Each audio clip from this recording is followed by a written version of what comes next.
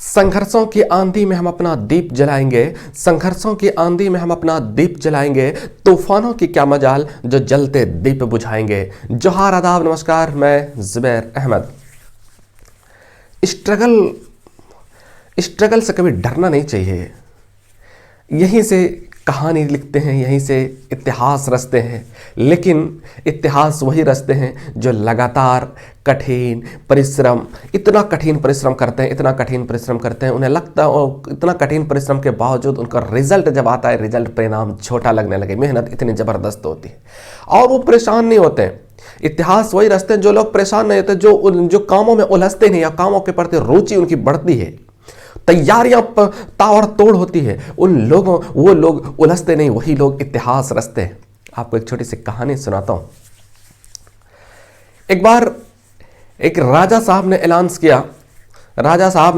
ऐलान किया कि इस पूरे राज्य में जो सबसे बड़ा बेवकूफ इंसान है उसी को हम माला पहनाना चाहते हैं, उसको हम सम्मानित करेंगे, उसको बुला करके लाइए।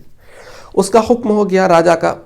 अब सारे लोग खोजने लगे सारे लोग कि आखिर कौन है वो बेवकूफ़ इंसान, कौन बेवकूफ़ इंसान है। पूरे राज्य का चप्पा चप्पा गली गली छान दिए, लेकिन बेवकूफ़ इंसान नहीं मिला। एक व्यक्ति मिला जो कि उसको पकड़ करके राजा के दरबार में लाते हैं। राजा साहब कहते हैं कि तू सबसे बड़ा बेवकूफ़ है, तू ही इस राज्य में सबसे बड़ा बेवकूफ़ है। कहा कि हाँ राजा साहब, मैं ही सबसे बड़ा बेवकूफ़। राजा साहब उसको एक माला पहनाते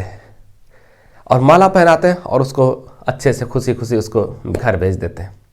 उसके कुछ दिन के बाद राजा साहब बीमार चल रहे थे, बहुत बीमार चल रहे थे। सबको पता चल गया कि राजा साहब अब नहीं बचेंगे, अब इस दुनिया में राजा साहब नहीं रहेंगे, राजा साहब के अंतिम वक्त आ गया। सब लोग जो है ना अयादत के लिए जा रहे थे, सब लोग जो है ना उनसे मिलने के लिए जा रहे थे कि राजा साहब तो अब बचेंगे नहीं, कम से कम मिल लो कुछ वक्त के लिए, कुछ दिन का मेहमान है, कुछ वक्त का मेहमान है, कुछ मिनट का मेहमान है, चलो मिल लेते। सब लोग मिल करके जा रहे थे। उन बेवकूफ़ को भी पता चला कि राजा साहब तो हमको सम्मानित किए हैं, अब जाके जरा हम भी मिल लेते, मेरा भी हक बनता है, हम भी मिल लेते। गए वो वहाँ राजा साहब से मिलने के लिए, सलाम दुआ हुई कि राजा साहब को कहते पहचाना आपने? कहा कि हाँ, नहीं पहचाना तो नहीं। कहा कि मैं वही बेवकूफ़ इंसान हूँ जो आपने सम्मानित किया था, जो आपने माला पहनाया था, मैं वही बेवकूफ़ हूँ। कहा कि अच्छा पहचान लिया।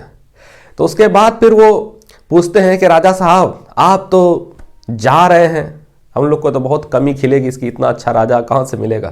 कहा कि हाँ हम तो अब चले, मेरा वक्त आ गया, हम तो चले अब।